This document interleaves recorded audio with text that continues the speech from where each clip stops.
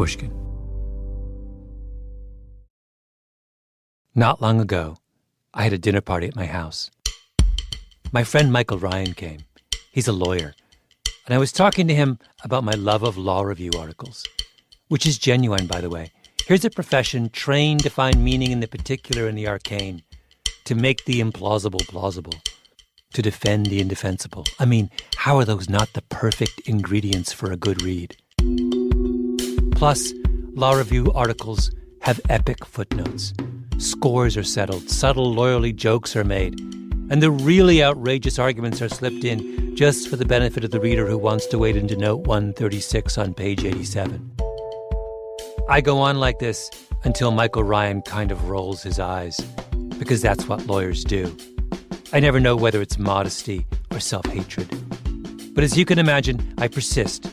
And finally Michael says, well, you're right. There are moments of genius in law review articles. Let me send you two of my favorites. The next morning, in my inbox, is an email from Michael Ryan with two attachments. I read the first and I think, that's pretty cool. And then I read the second and my jaw drops and I say out loud, what? My name is Malcolm Gladwell.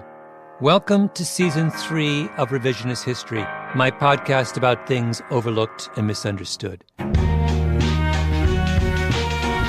The definition of a shaggy dog story is an extremely long-winded anecdote characterized by extensive narration of irrelevant incidents and terminated by a pointless punchline. Halfway into this episode, you're going to think that this is a shaggy dog story. It's not. This dog is not shaggy.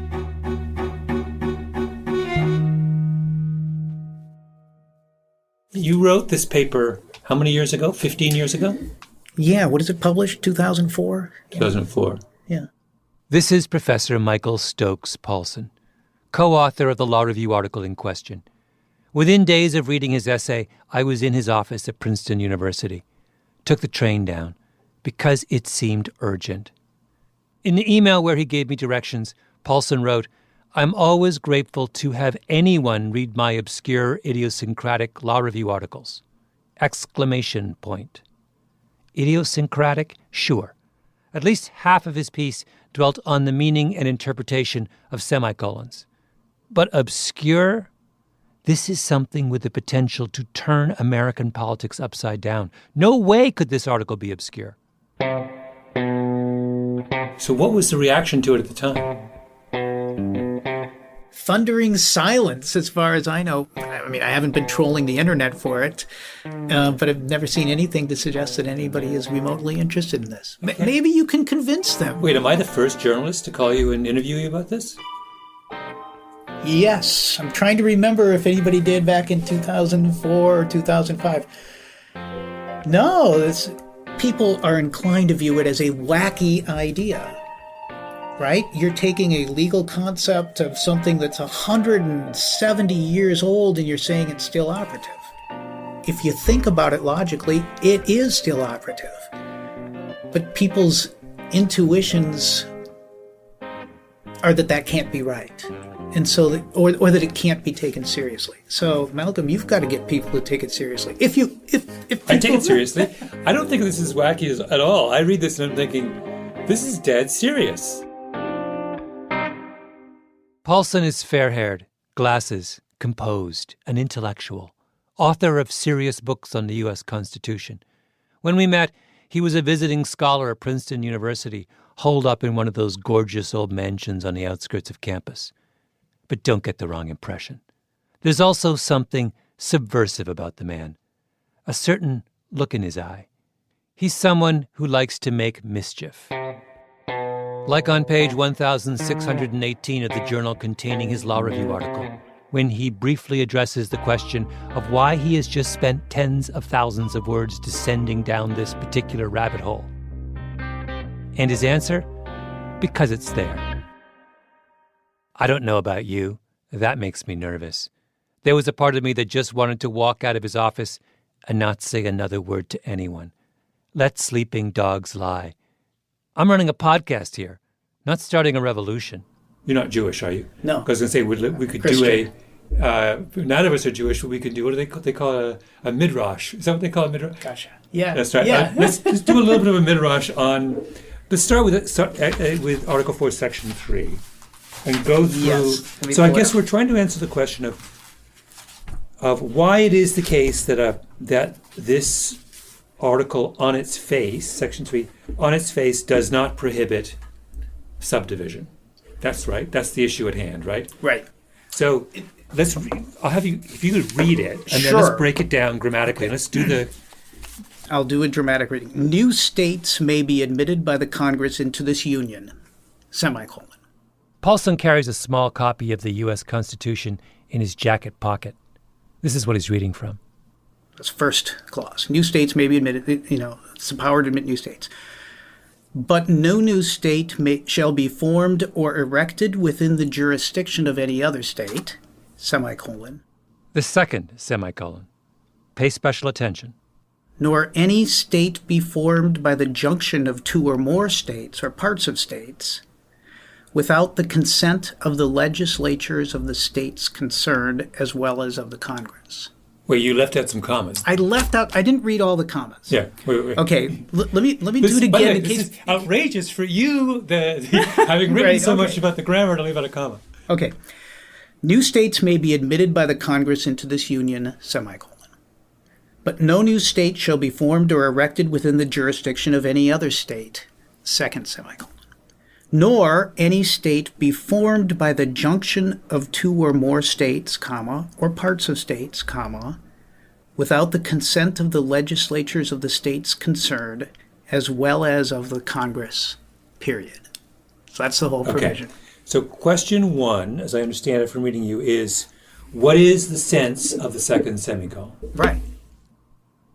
This is about to get very serious. I promise.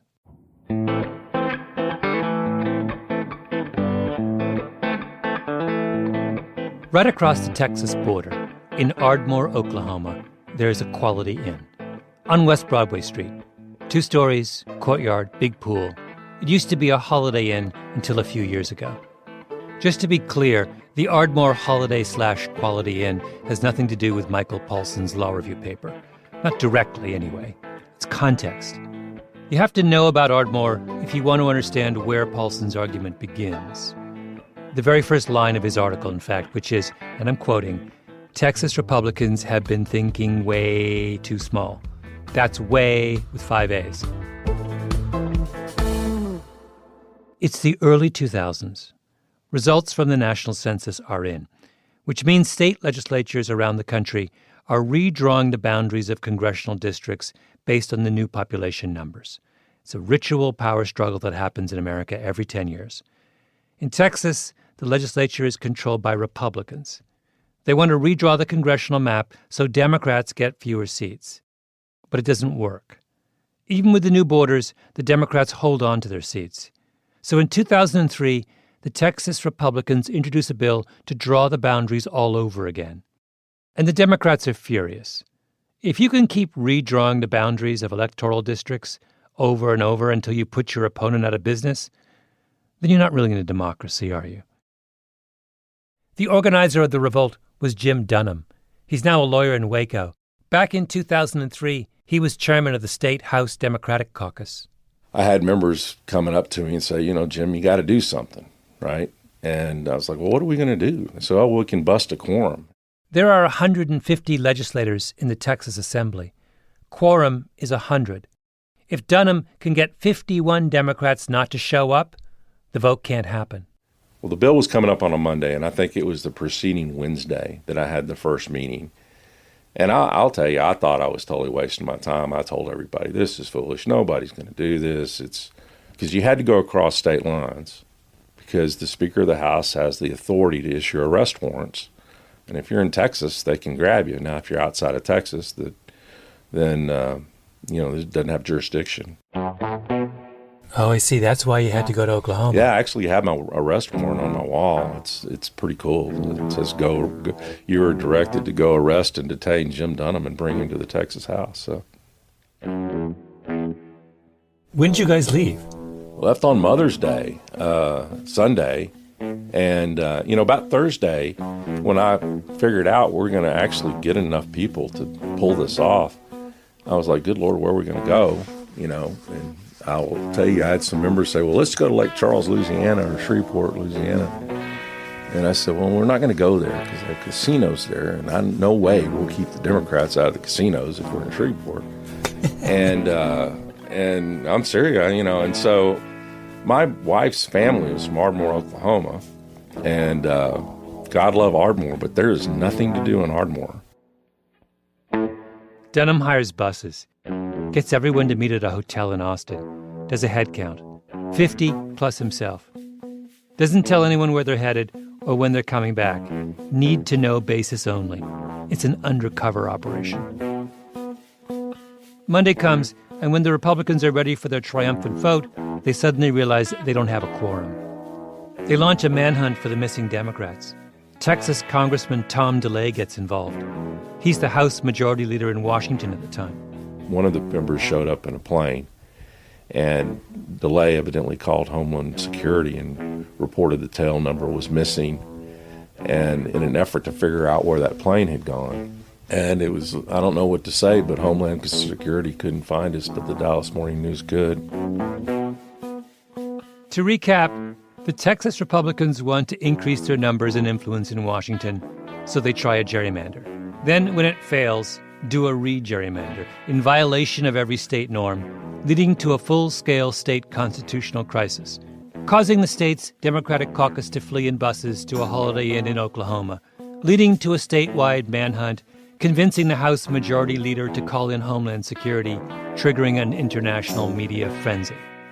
What is the situation like in Ardmore for the Texas Democrats right now? John, here at the Holiday Inn, I've been witness to a courageous scene of defiance. Texas Democratic legislators hunkered down, trying to conduct the people's business while subsisting only on the contents of their minibars. Homeland Security officials attempting to find some missing state legislators who hung out at the Holiday Inn for a couple of days. You know, we got a lot of deserters down there, guys that are afraid to stand and fight like our armed services do. The legislative process was so broken that they had to leave for Ardmore. Thank God we didn't have those Democrats at the Alamo. God bless you. I'll tell you, probably most of the time was dealing with the 10 or 11 satellite news trucks that showed up after a day or two. And who's watching all of this? Michael Paulson and Vasan Kesavan, authors of the Law Review article that found its way to my inbox. They're working on their article as the drama unfolds in Ardmore, and they look at everything that's happening: norm violation, constitutional crisis, Ardmore, Holiday Inn, Homeland Security, media frenzy, and their conclusion is Texas Republicans have been thinking way too small.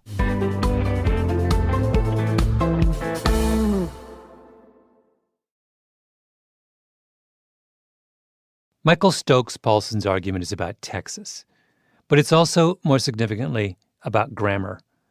His Law Review article spends far more time on grammar, in fact, than on anything else, specifically the grammar of the U.S. Constitution. So much so that immediately after I visited Paulson at Princeton, I realized that I needed an emergency session with Mary Norris, author of the brilliant book Between You and Me, Confessions of a Comma Queen. I wonder... Lucky I have a fresh eraser here. We're in Mary's Manhattan apartment. Books everywhere, creaky hardwood floors. I've known Mary for years. We worked together at The New Yorker. The New Yorker is a good cop, bad cop operation. The good cops are the editors. They coddle, encourage, soothe, let you go on and on. The bad cops are the copy department. For most of my time there, the copy department was a murderer's row of 3 women. First was Anne, who was a national caliber marathoner, who gave the impression that in any disagreement, she would simply outlast you. The second, Carol, who reminded me of the proper West Indian ladies I grew up with, who could silence you with a disapproving glance. The third was Mary. If Mr. and Mrs. Santa Claus had an irrepressible youngest daughter, it would be Mary. I have written down here 3 sentences from the Constitution. I just want to introduce listeners to the proposition that, first of all, that punctuation in particular really matters on a document like the Constitution. And 2, they were a little bit sloppy with their commas and semicolons at times. We're sitting at Mary's kitchen table. I hand her a sheet of paper with my constitutional selections on it. She takes out a black No. 2 pencil, sharp. We start with the sentence that has driven grammarians crazy for 250 years, the Second Amendment. A well-regulated militia being necessary to the security of a free state, the right of the people to keep and bear arms shall not be infringed. A well-regulated militia, comma, being necessary to the security of a free state, comma, the right of the people to keep and bear arms, comma, shall not be infringed. Well, first of all, that comma is wrong before shall.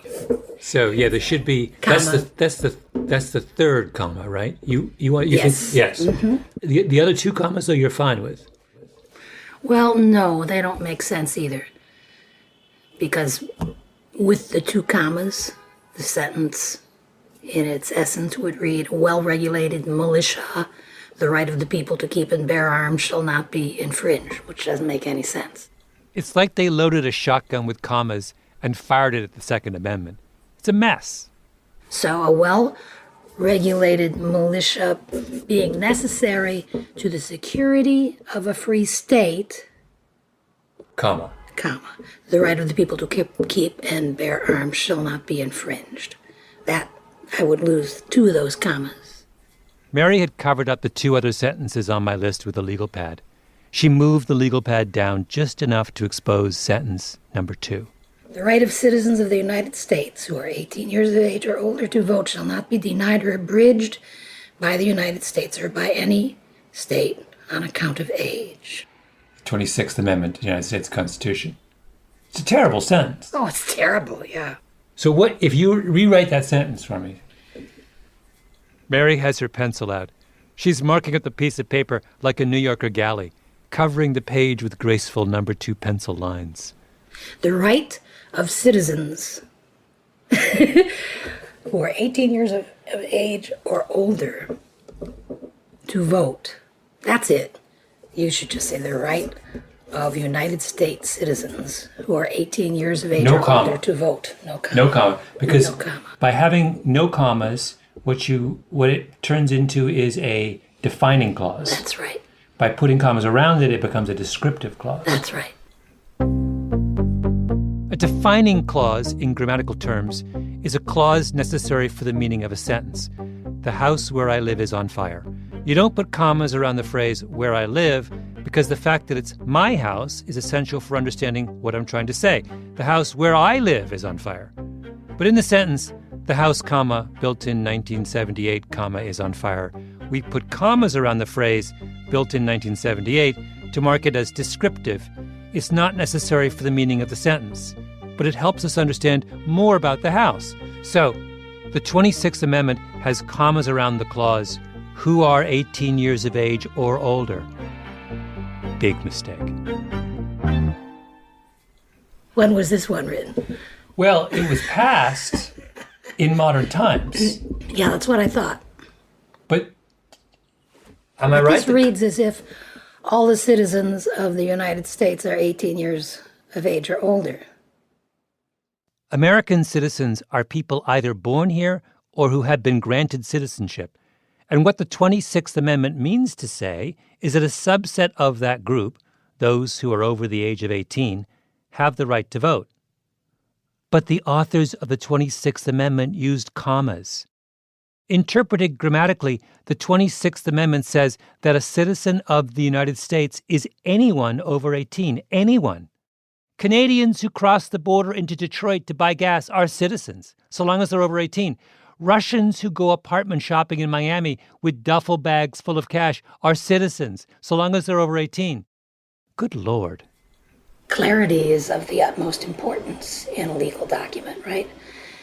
I don't think lawyers have special rules about semicolons. I also don't know if there's such a thing as a legal grammarian, but there probably should be, a U.S. grammarian to take care of these things. I'm not volunteering. Why not? You would be the perfect person to be the grammarian in chief. Only if I could wear one of those wigs. And now we turn to the constitutional sentence at the bottom of the page, the one I really care about. The one that explains why Texans have been thinking way too small. The big one? New states may be admitted by the Congress into this union, semicolon. But no new state shall be formed or erected within the jurisdiction of any other state, nor any state to be formed by the junction of two or more states or parts of state, without the consent of the legislatures of the states concerned as well as of the Congress. Well, that seems clear to me. You can't form any new states without everybody agreeing that the new states can be formed. I repeat, not a Shaggy Dog story. Michael Paulson first became drawn to Article 4, Section 3 of the U.S. Constitution when he was teaching a class at the University of Minnesota Law School on the Civil War. The question of West Virginia came up. As you may remember, Virginia was a Confederate state during the Civil War. But a number of counties in one corner of Virginia were anti-slavery, so they broke away and formed West Virginia, which was admitted into the Union in 1863. The question Paulson had for his students was that constitutional? Can a new state be formed from a piece of an existing state? It's not a trivial question. And Article 4, Section 3 is the part of the Constitution that addresses this issue. It was written in 1787. As with the Second Amendment and the 26th Amendment, however, it is grammatically ambiguous. And as a result, it's precisely the kind of matter that appeals to the Baroque legal tastes of Michael Stokes Paulson. He gets together with Vincent Casaubon. They happily disappear down the Article 4, Section 3 rabbit hole for God knows how long, and they emerge with an exhaustive analysis of the question, published in Volume 90, Issue 2 of the California Law Review, pages 291 to 400. This is not the Law Review article that landed in my inbox and blew my mind. It's the precursor, the compulsory figures, if you will, before the free skate. Now, there is this language, but no new state shall be formed or erected within the jurisdiction of any other state, semicolon. You could read that, if it were just that, as a flat prohibition on carving out a new state from within an existing state. If it stops there. If it stopped there and there was nothing that came out, we have no arguments here. No new state shall be formed or erected within the jurisdiction of any other state. No ambiguity there. Right. It would say you can't do it. You can't. So West Virginia would not be legitimate. But then it goes on after the semicolon, and this real question is that semicolon more like a period that ends one prohibition and then another prohibition picks up, or is it more like a pause? Is it more like a comma? After that semicolon, it goes on to talk about, well, let me read it again. Nor any state be formed by the junction of two or more states or parts of states without the consent of the legislatures of the states concerned, as well as of the Congress. Article 4, Section 3 would be crystal clear if the founders had used a period in the middle of it. A period would mean you can't subdivide a state ever. On the other hand, if you want to combine two states, you can, so long as everyone consents. And it would be equally clear if they had used a comma. A comma would mean that the consent provision applies to everything. Both subdividing and combining are legal, so long as Congress signs off on it. But they don't use a period or a comma. They make a punctuation decision guaranteed to tie generations of constitutional scholars in knots. They choose a semicolon. When it says, without the consent of the legislatures of the states concerned as well as of the Congress, does the consent qualification apply also to carving a small state out of an existing new state? And it all turns on whether the semicolon is read as a full stop separate prohibition or as just one in a series of things to which consent can be given. Does the Constitution say you cannot break off a piece of an existing state ever? Or does it say you can so long as Congress says okay? Paulson and Casavon spend 90 pages on this question in their California Law Review article. 90 pages. And it's riveting reading because the whole time you're thinking, good Lord, West Virginia is hanging in the balance. If that semicolon from 1787 is meant as a full stop, then someone has to go down to the State House in Charleston and break the news to everyone there that the party's over. Paulson and Casavon comb through earlier drafts of that clause, the legislative history of the Constitution, the records of the framers, and they conclude West Virginia is constitutional. Everyone involved needs to sign off on it. That's their concern. Right. So in other words, that makes it quite clear that the last clause modifies everything. Yes. But once it's clear that the last clause modifies everything, then the semicolon cannot be functioning as a period. It cannot be. Forgive me if I'm going on and on about this, but everything depends on this interpretation of Article 4, Section 3. For years, people have been dismissing the implications of that sentence because they've assumed that it's ambiguous. It is not ambiguous. And here's what clinched it for me. Mary Norris, the comma queen, agrees. Okay, well, I think that hinges on this nor. In spite of the semicolon, the nor connects this to the but. To the but.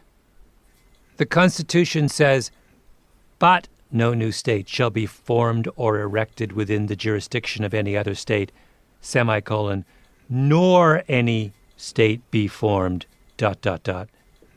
I've read many, many, many commentaries on this. You're the first person to talk about this but nor being significant. Well, you don't have a nor unless you're referring to something before it. You know, a neither nor. Or one of the things that copy editors look for is a nor standing alone. It doesn't make any sense. Mm-hmm. We try not to let sentences begin with nor. We try not to have a nor where there's not a neither. So that nor has to connect to something, and I think it connects to the but. So I think they're related. There in Mary's apartment, I had a flashback to the final round of editing at The New Yorker, something I've done many times. You're sitting in a room, you, your good cop editor, and Carol, Ann, or Mary, going through your piece line by line, peeling away everything superfluous and confusing. Truly formidable intellect devoted to making words mean what they're supposed to mean. If you've never had someone do that for your words, you haven't written. But you're saying if I have a but nor construction, if I say I like all kinds of animals, but I don't like horses, and nor do I like dogs because they smell. Is the because they smell modifying horses and dogs? I think so, yes. I think the nor connects them. Yeah. That's crucial. Mary, you have entered into a hugely significant constitutional debate. Which brings us to the second Casavon Paulson paper. That's the one my friend sent me. Texas Law Review, Volume 82. The necessary and far more consequential companion to their constitutional exoneration of West Virginia. The article's called Let's Mess with Texas. It begins with a quotation from the congressional resolution under which Texas was admitted to the Union in 1845. The relevant passage goes like this. New states of convenient size, not exceeding 4 in number, in addition to said state of Texas, and having sufficient population, may hereafter, by the consent of said state, be formed out of the territory thereof. Congress gave Texas permission to form another 4 states within its borders, which makes sense. Texas was an independent country at the time it joined the Union, and a very big country at that. There were complicated political considerations in 1845 about the balance between slave states and free states. It's a whole other story. What matters is that, according to Casaubon and Paulson's exhaustive constitutional analysis, the offer still stands. New states of convenient size may be formed. That's why their interpretation of Article 4, Section 3, with its confusing semicolon and crucial nor, is so important. It means that all that has to happen is for the Texas legislature to sign off on division, and it's a done deal. When Congress passed that statute saying you could do this, that's consent. They consented in advance. They consented on these terms, and the consent has not been taken away. That's as many as 5 states where there is now only 1. 10 U.S. senators where Texas now has only 2. Texans in control of American politics for the next century.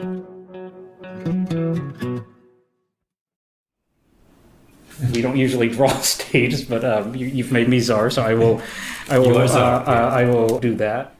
If you ask around about who knows the most about the political demographics of Texas, one name comes up a lot: Michael Lee. Studious guy, somber suit, glasses, lawyerly haircut. Grew up in Houston, went to the University of Texas, now works at the Brennan Center for Justice at New York University.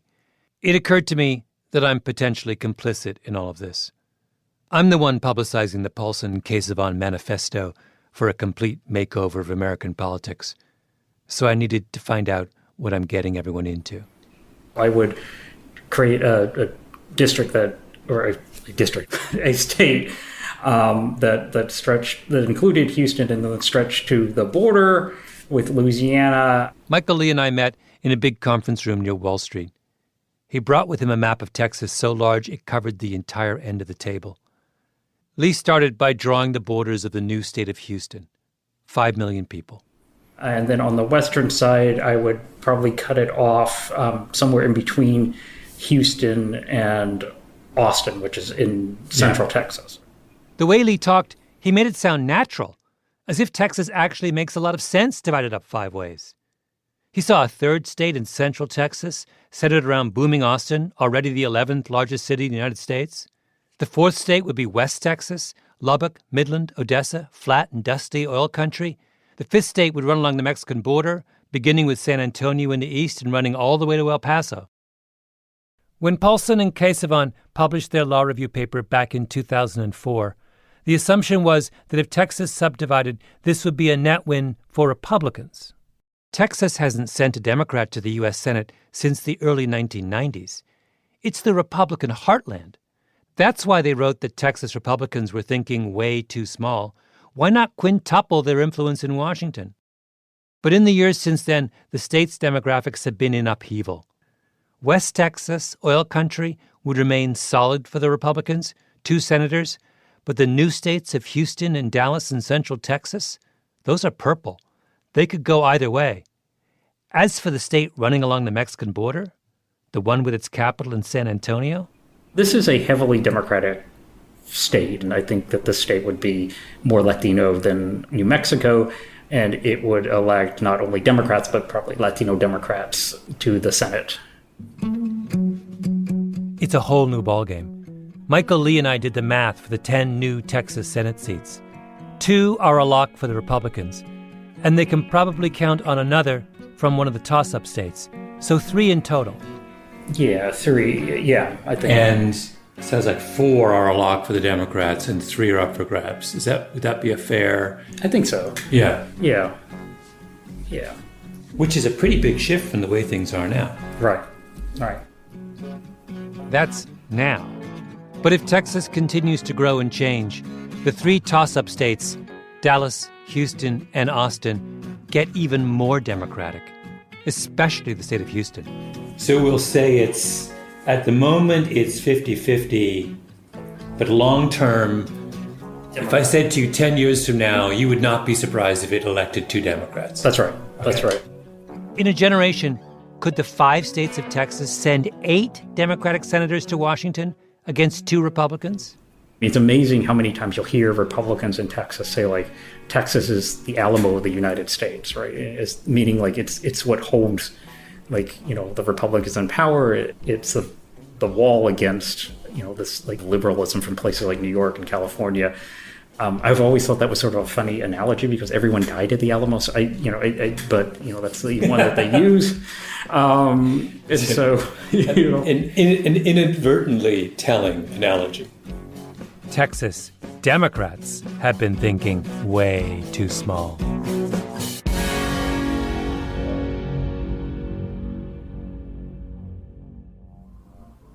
Imagine a governor of Texas reads your law review article and says... Well, that's a funny enough premise as it is. And says, okay, I want to trigger it. Okay. Okay. So walk me through how triggering might work in the real world. Well, imagining a real world where people take law review articles seriously. Mm-hmm. It's a better real world. It's a better real world. It's a better world. All we know is that Congress has granted its consent for the sovereign state of Texas to do what it needs to do. But the significant fact here is that given that Congress has already granted its permission, mm-hmm. All that has to happen is for Texas to get its act together. It's up to Texas. Let's say that as Texas is putting together this plan, Congress is getting really alarmed and mm-hmm. they don't want it to happen. Can they revoke the permission that was granted before Texas acts? I don't see why not. I think they can. Oh, I see. So if Texas wants to do this, they need to do it in They got to secret. They just got to do it. Texas has to get its act together quicker than Congress can get its act together to say no. For the love of God, Texas, just do it.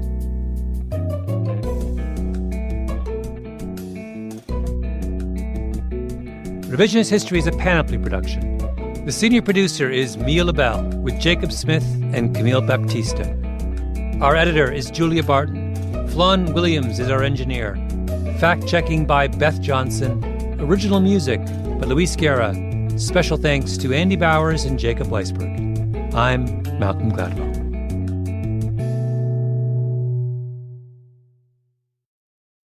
You don't have any bad memories of copy editing a piece of mine, do you? No, none at all.